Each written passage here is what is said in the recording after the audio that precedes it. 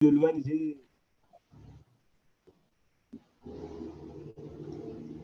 Je suis de l'ONG Avosa. Oh, so Pascal, are you sitting very close to Paul Marie? No, he's upset that I could send someone to. No, that's okay. I was just worried because we were also hearing him a little bit on the English, and I think it was because you were unmuted.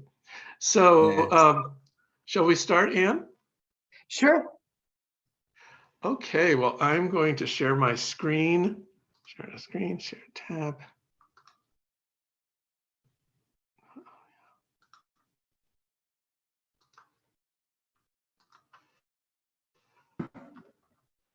Okay, and Anne, Sarah, is the slide appearing? Yes. Great. Okay, well, welcome everyone. I will give a brief introduction to the Movement for Community-Led Development, and then I will be passing it to our main program, which the first part will be focused on, as you read, on the water systems change from the CLD mindset. And Pascal, Sarah, and Anne will be speaking about that. And then we will also be hearing some of the priorities of the country of Uganda. So Joanna's on board. Nixon, I think, is also here. And we'll have a great presentation in the second half of the call about their priorities. And going forward, each month, we will focus on another national association and what they are setting out to achieve this year. So let me introduce then the movement. So the movement is really about her. It is about people who have been systematically denied power and voice in their own lives, who are struggling to take care of their families without proper access to a fair share of the resources of their country. The movement was launched with the Sustainable Development Goals at the Sustainable Development Summit in 2015. And it now has more than 1,500 civil society organizations organized in 17 national associations, plus many others who are participating globally and have not yet formed a national association, but we're hoping that they do. Places like India and Haiti that are with us today. We hope to get this organized in those countries as well. Here in the US, we have about 70 INGOs who are members and are committed to supporting community-based organizations to be in the lead for development. We have 5 goals in the movement. The first is voice and agency for women, youth, and marginalized groups in local decision-making.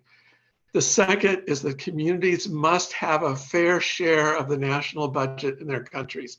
They must have the resources they need to solve their own problems.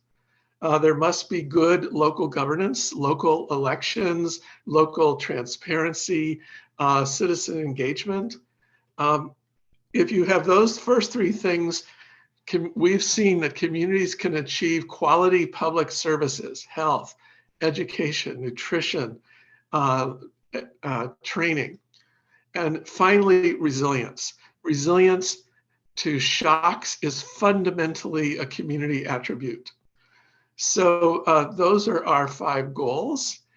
And we are working on them. Each country is setting its own priorities for achieving these goals. And then we come together on calls like this several times a month to share what we're learning with each other. So with that, I will stop sharing my screen and I will turn it over to Anne, Sarah, Pascal for the next bit. Okay. Thank you, John. And can you see my screen? Yes. Okay, so we're going to present our stuff that we're so excited about. And then afterwards, we're going to go into breakout groups and talk about it. talk about how our own reactions to this content, which is always a work in progress. And so if you would like to be in a French breakout group, simply type FR into the chat. And we will have breakout groups. All right. Somebody is forgotten to mute. Let's see if okay, so we are so excited because we have 2 new journal articles coming out. And for those of you who have written journal articles, for example, I think Charles, you're a PhD candidate, you know how much work it takes to write a journal article. But the good thing about a journal article is once you get some content into a journal, it's available easily to everyone around the world for free. And it's also sometimes it's peer reviewed, meaning other people read it and they decide if it's good enough. So it's like you pass the test and you get your articles into a journal. So it gives you a certain amount of credibility. So we are so appreciative of the people at the Knowledge Management for Development Journal who accepted our applications for these 2 journal articles. They're not quite published yet, but they will be soon. So it's a 2-part series. We had so much to say, they made us break it into 2 different articles. And we're going to give you the overview of this 2-part series today. And I think I can speak for our whole team, everybody that worked on it, including dozens of people that we interviewed and over 300 people who responded to a survey, which is that when you look at the world through the community-led development perspective, it really helps you find practical ways forward that are still based on values and principles. So our 2-part series looks at development from the inside out, from inside of communities out into the world. And the 2 parts, there's a community-led framework, which we're going to show you. And then we came up with 10 recommendations for practical ways forward to foster decolonization of knowledge and practice and excellent community-led development. So we'll tell you about the 2 parts. Pascal in Benin and Sarah in the DC area and myself were the authors, but like we said, we were channeling tons of content and there's lots of direct quotes from many, many members of the movement who have contributed to this. So the first part is called, okay, journal articles have long names, so here we go. The community-led worldview of systems change, a framework centering local knowledge and aspirations in pursuit of transformational sustainability and resilience. So this is our holistic way of looking at ways towards transformation through the lens of community-led development. So now I'm going to unveil the big unveil. Da-da-da-da. Here it is.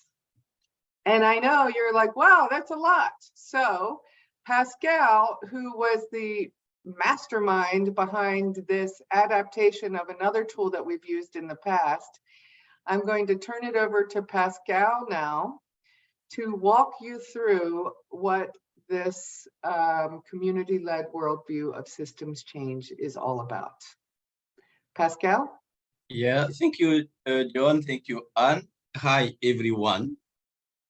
Thank you for this opportunity to give this short presentation on the community-led worldview of system change, which is an adapted version of the water of system change, or the CIS condition of change, developed by John Kania and et al.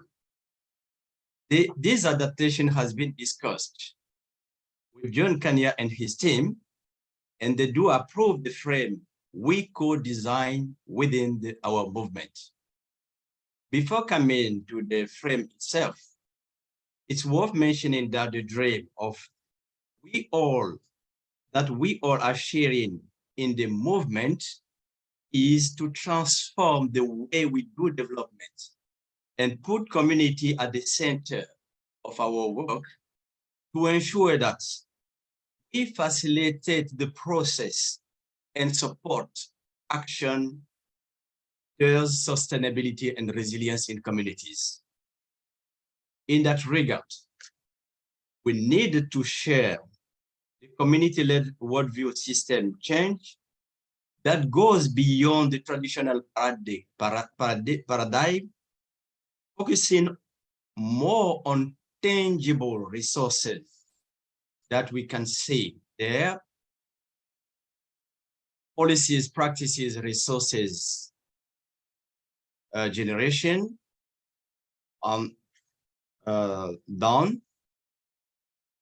done those traditional paradigm be focusing more on tangible resources than the one where tangible resources fuel in transformative change and support sustainability and resilience in communities.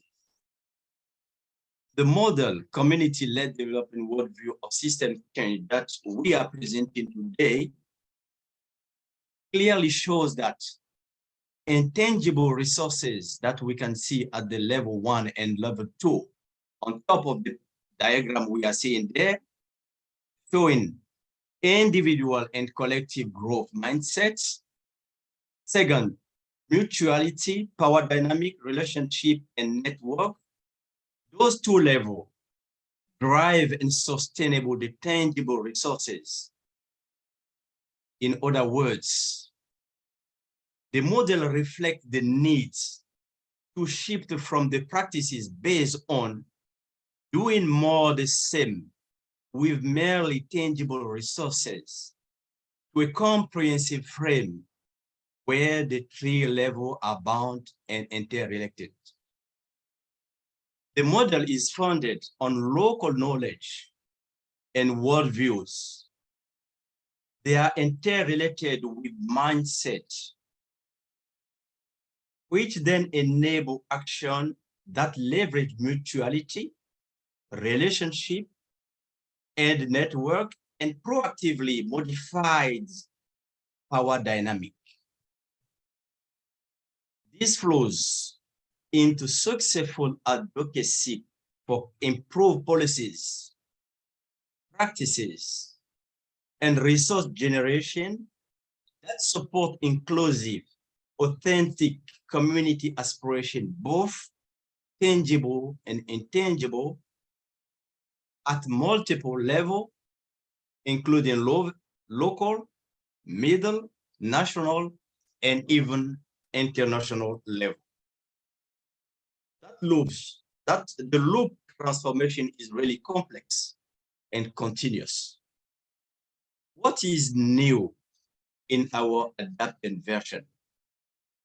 I will show it at three levels. First, do we place the model within the context of community, worldview, and knowledge, also known as mental models?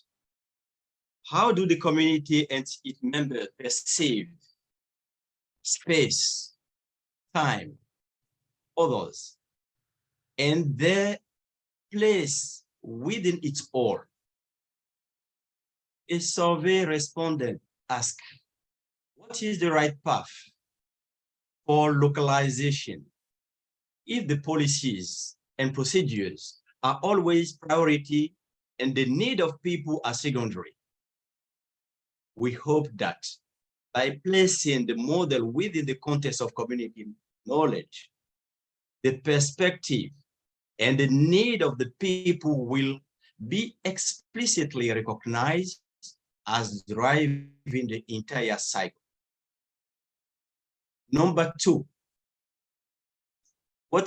we abandon the common term of mindset change because it is often perceived as another outside fix coming in. We replace it with growth mindsets.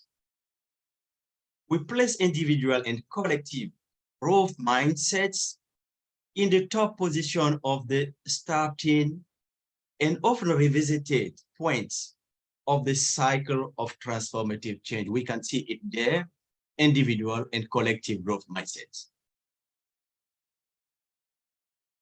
We conceptualize mindsets on two levels: the attitude and belief held by individuals and by groups. These drive interaction within and across personal, social, economic, and physical ecosystems.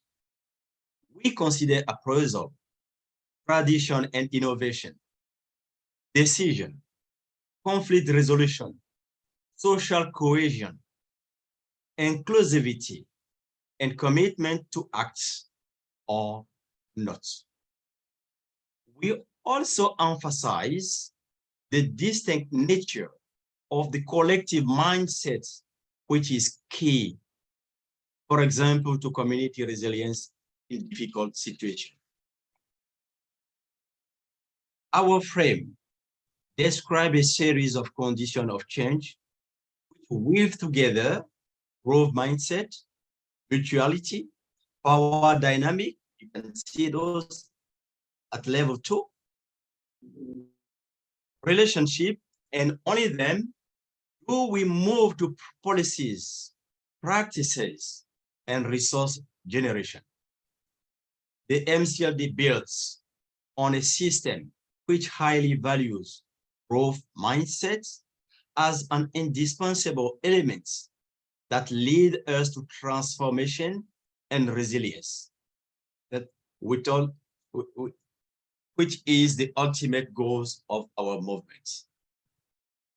So the term growth mindset work for us for now, but within the movements, we plan to explore evolving the concept and its terminology, including through dialogue held in local language.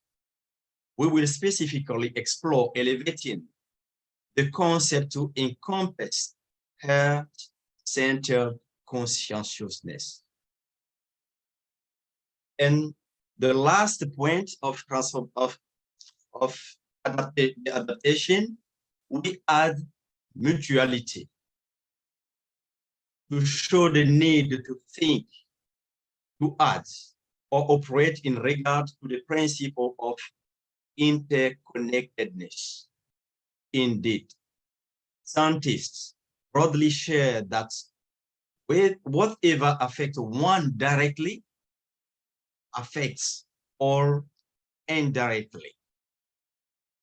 Mutuality can also be described as the African concepts Ubuntu defined more simply as humanity to others. I will stop there. Thank you so much. Thank you. And I will turn it to you over and turn it over to you. And thank you. Thank you so much, Pascal. And I just want to add that since we did adapt this from the Water of Systems change, we have met a few times with John Kanya and the other his colleagues at the Collective Change Lab. And we are thrilled that they are very supportive of our adaptation because this adaptation takes their tool, which can be used in many contexts, and really customizes it to center the community-led worldview as the beginning and the driver of all community-led development. And we look forward to unpacking that with everyone over the next year. And Pascal, thank you for the original concept and for this amazing explanation. So now I'm going to turn it over to our other co-author, Sarah, and we're going to talk about 10 practical recommendations for trying to make this approach into something that is an everyday way of doing work of community-led development. So Sarah, I will turn it over to you to walk us through the 10 things. Okay, let me just say too, before I do that, here's the official title for the article. It's called Creating Spaces for Knowledge Decolonization, Changing Relationships and shifting power dynamics for co-creation across the movement for community-led development. 10 recommendations for taking action. And one other thing before Sarah says what they are, I would ask everyone who's listening to perhaps get a pen or a pencil. And when Sarah reads through the 10 recommendations, think about which one or which 2 or 3 really stand out to you as being interesting, or you have questions about, or being important to you in some way. Because afterwards, we are going to go into breakout groups and discuss which ones of these stand out to us, and talk a little bit about why they stand out, and perhaps even how we might use them to guide us as we do our work of aiming for transformational change. So get ready for that. And now I can turn it over to Sarah. Thank you, Anne, and thank you, Pascal. Just as we introduce these 10 recommendations, I want to make it really clear that we never started out thinking we're going to have 10 recommendations. These all came really organically from the interviews that we did, from the survey that we put out. So really a co-created, collaborative effort to come up with these 10 recommendations that we have for community-led development. And as I go through them, I'm going to share a few of the brilliant quotes that we gathered that really form the kind of the basis of our paper. There's too many to share in the few minutes that we have today. So really hope that you all will read the papers, but I'll just share a few. And I think some of the people that I quote are here today. So thanks for being here. The first recommendation is start with the heart. Fall in love with what's happening. We noticed in our interviews that when members of the movement outlined how they began working in community-led development, they often shared moving family and childhood stories. And we found that we can't separate the very real emotions from the work. And I'll share a really beautiful quote from Mate Jokas from Uganda, who said, "You must identify the person who inspires you. I'm inspired by the people around me and those who I meet on a daily basis. I learn something new from every person that I meet." Number 2 is power dynamics are often broken. Fix them constantly, intentionally, and artfully. There's a lot we could say about power dynamics, given how deep-seated these power dynamics are, but I will instead quote Joanna Bakulo from Uganda, who's with us today, who shared with us in an interview that power dynamics usually are ingrained into our imagination, where people think that they're above or far below the other. Power is influenced by the way that we believe in our traditions, not only at the national or international level, but also within communities. Our third recommendation is foster growth mindsets and root out learned helplessness. In the paper, we open this section with a quote from Nixon Oshatra from Uganda, who said to us in an interview, "The development space has been overshadowed by the thought that to create change, you need to wait for someone to help you."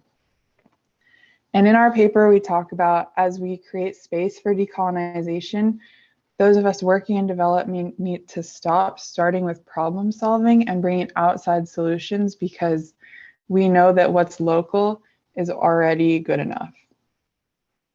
Our fourth recommendation is process, process, process. Build on adept facilitation. We love this one because skilled facilitators are at the heart of the complex systems change process that drives community-led development. Facilitators are leaders of transformation, and we spend this section talking about facilitators as co-learners.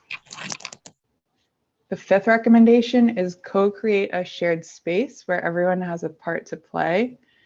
And here we talk about how community leadership that's intentional and focused on co-creation has the potential of removing barriers to progress. And I'll quote Lansana Conde from Sierra Leone, who recommends to us, when you want to help change people's lives, make sure that there's ownership and self-independence. always relate to them, and intentionally do things together. Next slide, please, Anne, for the second half. Thank you. Number 6 is communities are experts. Look within. I think for this section, we're saying we're all constantly working to shift how we perceive of expertise. And we know that no one knows the context better than those who live it. Communities are experts of the assets and must be leaders in formulating solutions. Number 7 on our recommendations list is recognize that the power that fuels progress is intangible. Here we're talking about, in contrast to physically measurable deliverables, nearly every aspect of community-led development that we talk about in the paper is intangible. We talk about falling in love, power dynamics, listening, collective vision, inclusion, commitment, confidence, process, facilitation, mindset, experience. All of those are intangible and so essential. Number 8 is planned for decades, but act in the present. And from here, we loved a anonymous survey response that we got, and I'll quote that really quickly. And somebody said, in today's development space, we want silver bullets that quickly create change for tens or hundreds of thousands of people at a time. But if we want to invest in community-led change, we need it to be sustainable, and we need to find a middle ground. Number 9 is see that we're all interconnected, partner, and collaborate inclusively. And you'll see a little bit that the 10 are related. I like number 9, it kind of relates to all 10 at the same time. And we talk about in this section the collective nature of this work, where every person is bringing their whole self, their nature, their lived experience, and their culture to the table. And number 10 is aim for strongly authentic, literal transformation, a truly changed ecosystem. And for this point, there's so much to say, but I'll quote Silvia Hernandez from Mexico, who told us in an interview, to create an authentic transformation, outside actors must question the privileges that we have as individuals.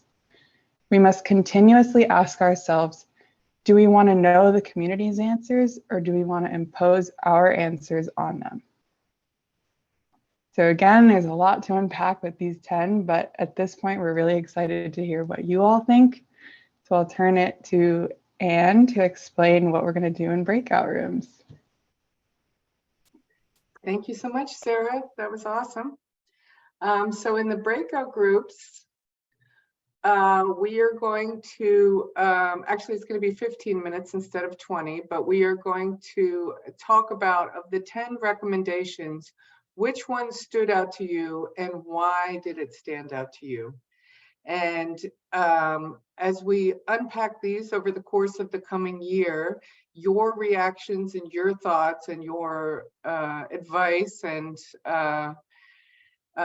maybe even disruptive ideas will be crucial to us trying to help make sure that the decolonization of knowledge is something that really happens in an active way. So I am going to open all the rooms, and you should be invited into the room. And I did my best to put all the French speakers who requested to be together.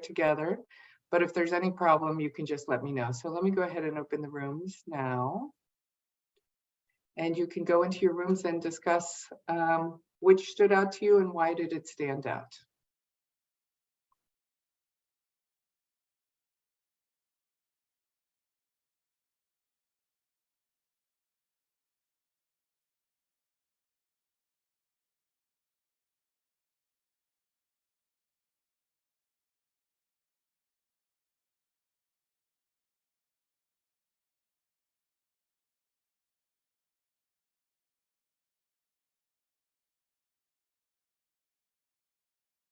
Okay, so are people going into the rooms now? Let me stop sharing.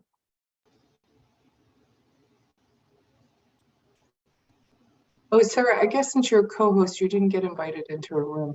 Put you in a room? Yeah, I think I can go anywhere. Okay, go ahead. Just pick a room. Okay. I'll pause the recording. Okay, great.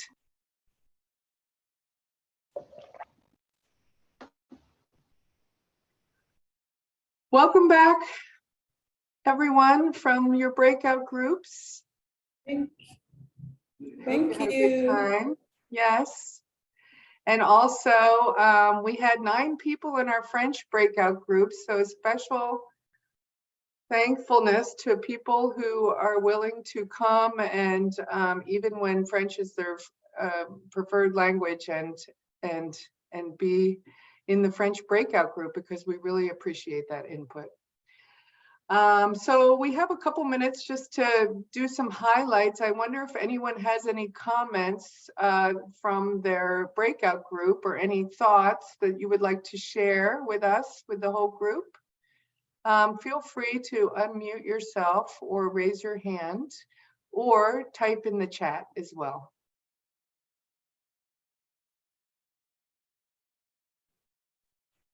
Thank you very much, Anne. Yes, Sharon, go ahead. In our group, we were 5, and we almost had similar points that stood out for us. We had specifically 3 points that we all zeroed on. One of it was number 6 in the list of 10, which was talking about communities are experts. And we said that in that point, we view community as experts because even during our planning, we need to engage them from the initial stage in the different planning for the different interventions that we shall have on the ground, because ideally they are the benefit, they are the final people who are supposed to hold the different interventions that we have to foster sustainability. We also looked at them that we are supposed to view them as actors, not beneficiaries, because at the end of the day, they're the ones that inform the different interventions that we should be having. The other point that stood out also was about a plan for decades while acting in the present. We discussed and said that our different planning shouldn't be within the shortest time possible. We should take a while to do the different planning while engaging the different stakeholders, especially also the community, which should be at the forefront.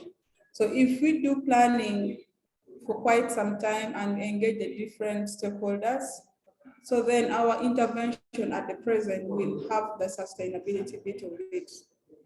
The third point we looked at was about power dynamics, where we said that power dynamics should be broken, hence there is need to fix it for continuity. So once that is sorted, the different engagements that we shall have will have good results at the end of the day. Thank you. Wow, thank you, Sharon. You're a great reporter outer. I really appreciate that, and we're taking careful notes because it's really interesting to us to see what stands out to people. I see a note from Joanna in the chat. Number 6 is popular. We had it outstanding too. And remember, number 6 is communities are experts. Look within. Thank you. Who else would like to report out or share some thoughts?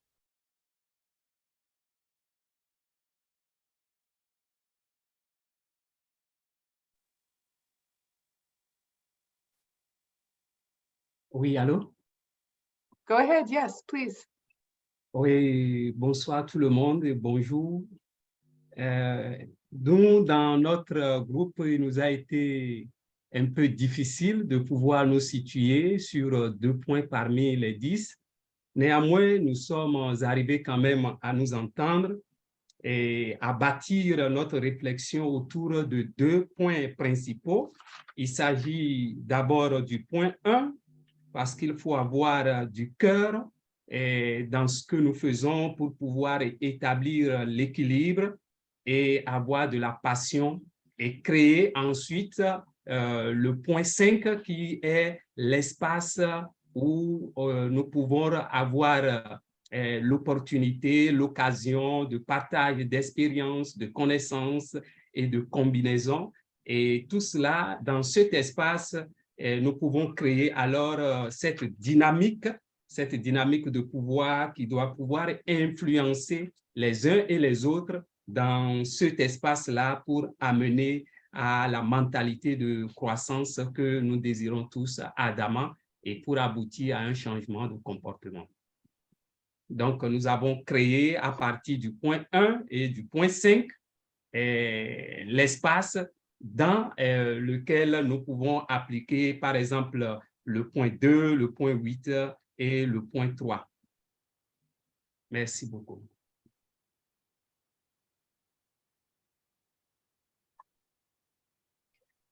Thank you so much. Much appreciated. And if you didn't know that you could hear that in English on the English channel, I will tell you that the French group focused on the need to have heart, including the need to have passion for what they were doing. And they also focused on the idea of creating a space for all stakeholders to have a part to play. And then they connected that point with the idea of addressing power dynamics, because if you're going to have a space where everyone has a part to play, you need to have power dynamics that are conducive to people being able to play their parts. So that was point number 1 and point number 5. Thank you so much. Really appreciate that. Other comments? Yeah. So go ahead. This is Charles. So I honestly appreciate the recommendations, the 10 recommendations that were given. They are quite enlightening. However, I was actually looking out for probably another recommendation added. Yes. That could be referencing or addressing the legacies of colonialism, because I do know that irrespective of our desire and the recommendations to approach this journey or process of development, there is an intrinsic need to address the root causes of the legacies of, the root causes of colonialism, which have led to these legacies, which we see, and which you and I do know that inevitably that has actually stratified and divided the global north and the global south, and which is actually reflected in the approach of global south actors and global north actors when it comes to their interaction at conflict affected areas or scenarios. What I'm trying to say is that we would have to address power dynamics, but you and I do know that it is not possible for an individual to give up power. You know, we all have different degrees and dimensions of power as humans, as individuals. And so since it is humanly ingrained within us, there is this metaphysical, socio-psychological aspect and dimension of power. I don't want to go into that. But however, I'm looking at a situation whereby powerful actors like the global northern actors, for example, would be genuine alongside the global southern actors also, who are regarded as local, to be genuine in that embrace and interaction between these two major actors when it comes to development. And so there is a need to redefine power dynamics. If we redefine power dynamics, then you and I are able to have a strategy to addressing power dynamics or transforming power dynamics. And so to transform power dynamics, we will end up with just 3 things. 1, we will redistribute power. We will end up recognizing and reaffirming power in all actors. And then 3, representing power. And for me, when we have these 3 components included in our strategy, then we have shared power by the actors. Wow. Charles, maybe you should write a blog for us or something, or for somewhere. I hope you're writing this up in the course of your studies or your work, because it's exactly that kind of unpacking that helps us see things that, I mean, for me personally, all these years I've been working in development, and now I'm seeing things that I never saw before, but they were there the whole time. And it's because people break it up like you have been helping us see that. So yes, number 11, I love this, like adding to the list, awesome. Okay, thanks to everyone. And also please feel free to put in the chat or contact us at any time if you have another number 12, or you have more ideas about the 1 through 10, or the you want to work with us this year as we roll this out. Okay, we'll take one more comment and then we're going to switch over to our Uganda folks. And Barry, I will leave it to you. And thanks to everybody.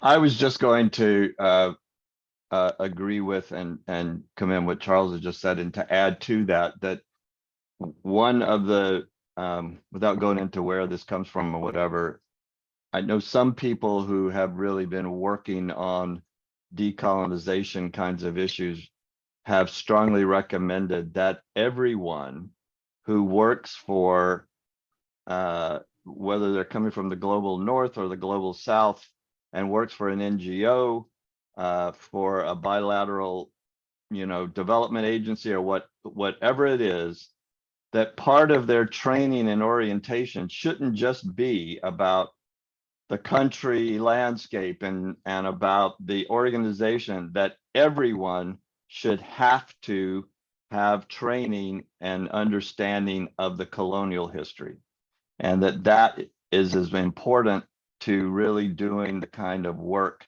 and the kind of power sharing that Charles is talking about as just about anything. So that's all I wanted to do, was just to add to what he's saying.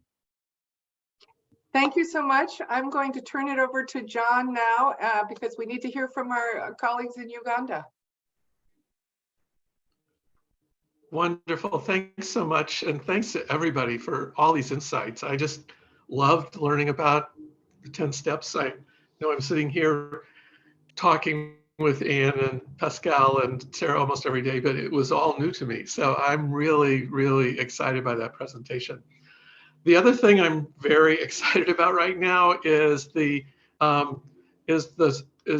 growing strength of the national associations that so many of you have established, and we just took a decision that we'd like to hear from one country each month on our monthly call, because they've put together some really great strategies and priorities and everything else. So we're going to start in the Pearl of Africa, as I mentioned. Definitely, if you've not visited Uganda, it is definitely one of the most beautiful places. You should do that. But meanwhile, let me introduce my colleague Joanna, and the chair of the association in Uganda, Nixon. Over to both of you. And Sarah, maybe you could spotlight Joanna.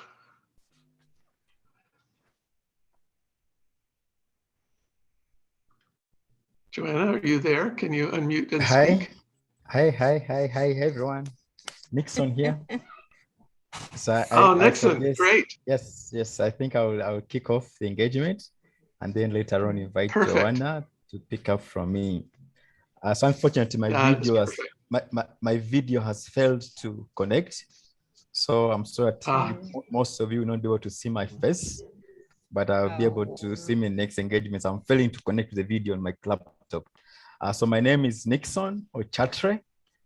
I'm the chairperson for the Movement for Community Development Uganda chapter, but I also I'm also the head of strategy and partnership at Amba Initiative, a member of the movement in Uganda. So first of all, I want to thank MCLD Global for giving us a platform to share with you all our priorities, but also picking up Uganda to be the first to do this in this year. So one, just a background about MCLD Uganda for people who don't know about us. MCLD Uganda was launched in Uganda in 2018. Currently, we have 83 active members who are mainly grassroots organizations working across different parts of Uganda. Maybe also one thing to note, at the end of last year, we took up a bold decision to register ourselves as an independent association. Initially, we are being supported through Hunger Project Uganda, which is still a host, a secretariat, but as part of our steering committee, but as part of looking forward, we took up a bold decision to ensure that we register ourselves as a limited company. So I'll be sharing with you our priorities, basically picking up from what ended last year. One of our key priorities as a chapter is aspects around institutional development. As I explained to you that we got registered last year, but this year gives an opportunity to build our structures internally. One important thing we want to prioritize this year is to complete our registration process. In Uganda, we have different levels of registration. You register as a company limited by guarantee, you register with URA, you register with different, our civic space is extremely demanding, but I'm happy to inform you that we are at the final stages of our registration. To complete our NGO registration, documents have been submitted. And our belief is that by end of this month, we shall be clearing with that. We also want to focus on the issues of our policies. As an independent entity, it's important for us to come up with policies that guide how we operate. One key issue is around membership engagement. We have 83 members and we are growing. So we prioritize that this year, at least within this quarter, through the steering committee and our members, but also picked up from our AGM we had last year, they're going to sit down and come up with a membership engagement policy or guidelines. Do members need to pay subscription? How do you onboard members? How do we move members to ensure that we have an organized alliance? Usually when people come, the numbers are good, but numbers can also be confusing if they are not well managed. So together with our members, we shall sit in and come up with guidelines on how do we engage members, but also our governance structure. Currently, we have a steering committee with representative of 5 members elected through the AGM, but we also want to go deeper into the governance structure of the association. Given the fact that we are now registered as a company limited by guarantee, there are requirements that are required of us from the government, which we have to put in place to ensure that we meet the governance requirements for any company or NGO in Uganda, but also grants management.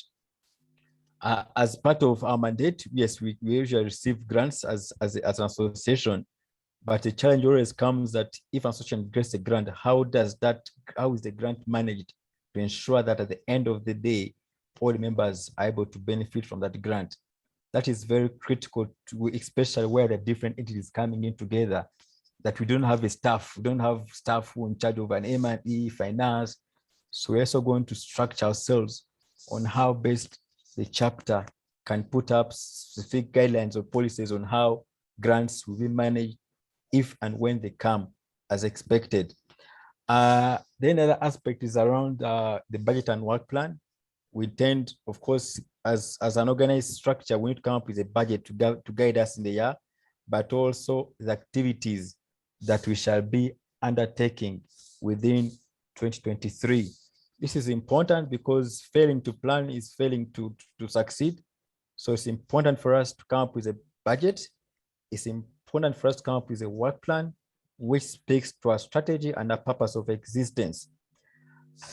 And then before I come to the close, also one priority for us is the issues around branding and visibility. There's been a lot of interest globally, but also nationally in line with community-led development. So we took it upon as one of our priority interests to ensure that we build a brand of MCLD Uganda as one of the go-to-go facilities for anyone who is interested either to assess their work around community development, or to invest in community development, or to work with the communities they work with. So we are going to prioritize our brand, but also our visibility. This is going to require us to meet different partners who are interested in our work, but also to ensure that people know about the existence and what services we're able to offer to ensure that our brand is up there and our brand is a go-to-go facility. So here we're targeting civil society organizations, we're targeting private sector partners, we are targeting the government. This is an opportunity for us to fundraise, but also to promote the CLD purpose and vision across different entities that work with and for the community. Before I invite Joanna, our last component of our focus is an expansion. Right now we have only 83 members. So we took it upon ourselves that as we move into this year, we want to expand, because with numbers we're able to go deeper, but we're going to make sure our expansion is based on the geographical clusters of the country. So during our AGM in December, we came up together with the people who participated with 4 geographical areas: Western, Northern, Central, and Eastern. We're also in a position to elect coordinators for each of these regions. This is going to enable us to ensure that our expansion is led through the community also, so as none of our work is guided centrally. So through this approach, we expect that our different coordinators will help us to identify, to elect, or to nominate different civil society organizations or grassroots partners who are aligned to the vision of community-led development. So with those 2 priority areas, I will invite Joanna to lead us on the other 2 areas. Thank you very much. Thank you very much, Nixon. I send my greetings to everybody in here. Yes, and to continue from where Nixon just stopped, our 3rd priority this year is onboarding new memberships with a focus on the private sector, on the donors, on the local government departments and agencies. This is our plans and our activities and our priorities are interrelated. We hope to continue gathering and documenting more CLD evidence like we did in 2021. And I think that this evidence will help us in advocacy learnings for our members and any other people out there who are enthusiasts to CLD. We are hoping to raise awareness of the movement and of community-led development amongst targeted stakeholders. Like Nixon did mention earlier, we have a focus to target on the private sector. We are really going into this one. Yes, and finally here, we are hoping to pilot CLD trainings in upper level schools, secondary schools. We are hoping to get this into schools to give them an understanding of what we are all about, and to see that even young people, the youth in school, can understand and take up this philosophy from a lower age going up forward. The other and the last priority we have is to further build the capacity of members in thematic areas that strengthen the understanding and practice of CLD. We have been engaging our memberships, like Nixon said, we have 83. What we do, we sit them together and we consult them on where they find gaps, where they would like us to strengthen. And we identify expertise and then they come in and support. So we are hoping to continue with this. We are also hoping to go further with the participatory CLD assessment tool. Some of you have had the experiences with this. And in Uganda, we are hoping to strengthen this element and ensure that communities and civil society organizations continue to use this. Early last year, we had World Vision coming on board, seeking our support to help them work with their communities and see how much or how deep entrenched they are with community-led approaches. So we are hoping that when we put this out to more organizations, to more communities, it will be adopted and put to good use. Finally, we are going to continue engaging our members in the Right to Grow project. We have a Right to Grow project where we are partnering with World Vision, with SCF, with CS Bank, SIGA, and other local organizations like Food Rights Alliances. The Movement for Community-Led Development Uganda is a partner, and we are privileged. We are really grateful to be part of this engagement. We are going to be continuing with this because it is 5 years, and we are happy about it because we have 7 members implementing. 7 members of the movement are implementing this project. So we are continuing with that as we build their capacity. Those are our 4 priority areas that we are focusing on this year. Thank you very much for listening to me. Oh, thank you, Joanna, and thank you, Nixon. It's really, really inspiring how large the movement is now in Uganda, how specific, how you're, in a sense, you've really drawn from the kinds of 10 steps that were just listed. I mean, I was having those 10 steps from the first presentation set off little bells as you were both speaking, you know, because you were embodying those kinds of principles.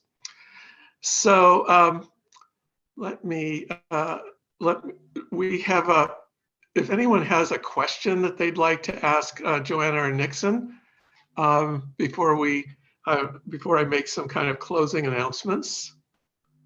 Does anybody have any questions they want to raise? Just raise your hand or unmute.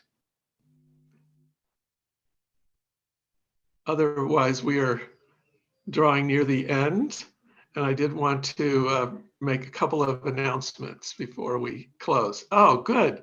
Aya, please go ahead. Yes, good afternoon, John from Sierra Leone. Yeah, I just have a question for my Uganda colleagues. They talk about putting MCLD, to government to be teaching in the schools. I don't know what's actually they will be going with. What is the package they would like to go with to the schools so that the school can absorb the MCLD model? What have they done towards that? It's a new idea, actually. It's a new intervention that if all of us could work on it, then it can give us a better result. But it's a new thing. I don't know how they are going to do it all. Great question, Aya. Yes, Joanna and Nixon, which would you like to speak to that? Let me speak to that. Thank you very much, Aya, for that very important question. One of our biggest challenges in Uganda is for waiting for the government to do everything from us. We are saying that what will the government do for me? So what our focus is that through working with the schools, we intend to make them believe, make the children understand that they have a role to play in the communities. They can either do that practically through voluntary activities for community engagements, but also for them to understand what is community involvement and what is their role in ensuring that they're able to create a good community that there's a role to play in that. So our focus is going to be focusing on mindset change for children in schools to appreciate that they have a role to play and actually can do it. And this is one way of supporting the government. The government is doing a lot of, they have been trying to think around how do we make everyone love their country? How do we ensure that each one of us is in position to do something in their own space without waiting for any external support? So what we think that working through schools give us an opportunity of reaching out to the wider community, but also we are creating a foundation for CLD, which results will be there for the rest of our lives. That is our focus, and that is what we intend to achieve at the end of the day. Thank you. Very clear, very clear. And Chad, your hand is also up. Did you have an additional question, or was that the same? Yeah, let me be very, very quick to this. I just want to follow up my comrade from Sierra Leone here. do you in Uganda have one or two piece of advice for national associations that are just getting started? What is some wisdom you can share with us about how to kickstart a national chapter, since you guys have been so effective at this, and we here in Sierra Leone are just getting started? What's one good piece of advice you can share with us? I will share with one, and my colleagues who on the call can also share more. Mine is transparency. That is one key advice I can give you, especially if you're to bring people together to the same purpose, because you must be transparent. You must tell them what the association does and what it does not do. So as people are entering into the association, they know what they're moving into. Most cases, people come into spaces for interests which you cannot do. So be transparent, tell them what is there and what is not there. So the interest is based on the collective purpose. Thank you. Very good. Great, thank you. Okay, well, I'm going to attempt to share my screen. Both Sarah and I have computers that are having a little bit of trouble with Zoom these days. So let me share this. So this, Sarah, is my screen showing? Yeah, it's showing. Okay, great. So this, as you all know, is our website. And I want to bring your attention to this new item here with the big red symbol and the megaphone. We want your voice on something. That's why we put this megaphone here. USAID has committed that half of their money will go to community-led development someday. And they have come up with 30 good practices that they want us to consider. They shared them earlier on a call with some of the community-based organizations. And but we've listed them all on in different languages, or that USAID translated: English, French, Spanish, Arabic. And we've created a survey in English, French, and Spanish to give feedback to USAID on what we think of these good practices. So if you all could take a few minutes during the week, we'd like to really complete this in the next week and feed all this information to USAID because they are needing to unlearn their old approaches and learn new approaches. They too have a colonial legacy, Charles. So please bring your voice to this survey, and we will then convey it. Then Sarah, are there any other announcements that you have before we complete? Nothing in particular from me. John, do you want to plug the interaction event that we have next week? Yes. Let me mention that we are doing other things to try to give feedback, and Interaction, which is the INGO consortium in the US, is organizing an event to hear from some of our South Asian members on how on the issue of food security and accessing the barriers to accessing resources from USAID. So we will have Sophie, co-chair from Uganda, will be the moderator. We'll have speakers from Sri Lanka and Pakistan speaking, and you'll get an announcement about that probably today, but that'll be next.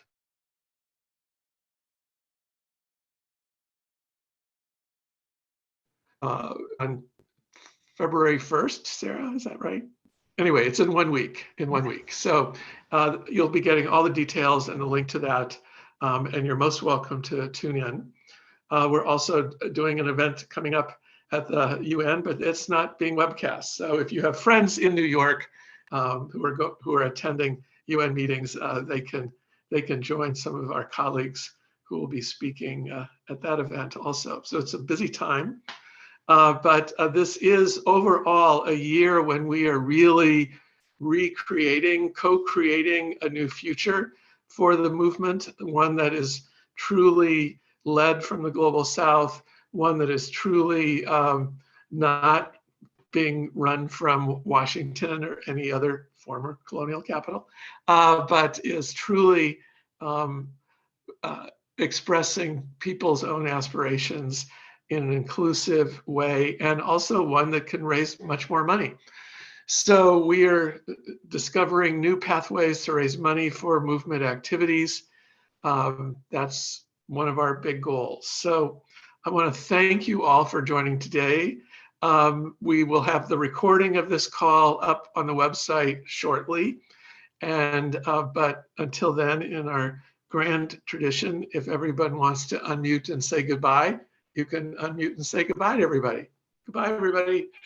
Au revoir. Bye. Bye, everyone. Bye, Thank you. everyone. Au revoir, merci. Bye. Bye. Bye. Au revoir, merci. Yeah. Bye-bye. Bye. Bye. Bye. Thank you. Bye. Thank you.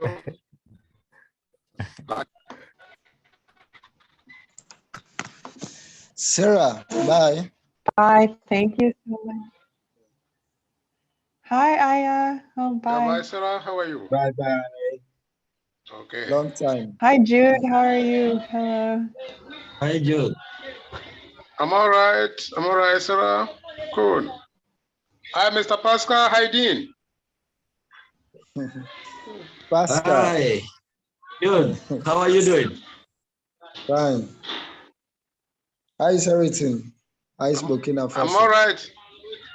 Okay. I'm all right, Mr. Pascal. How are you too? Yes, all right. How doing, Nigeria? Oui. All Je right. vais mettre ça dans la boîte. Je vais mettre ça. All right. D'accord, merci. Yes. Yeah.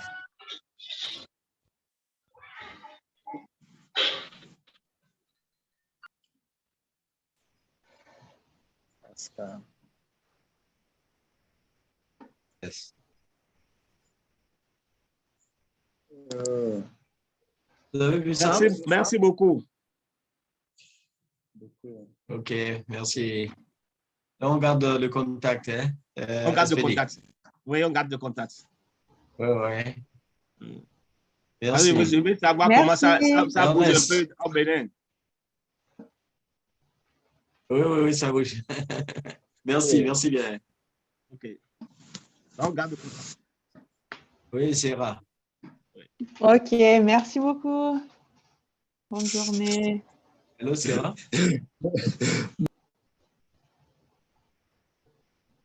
Pascal, do you need the chat or can I close the call?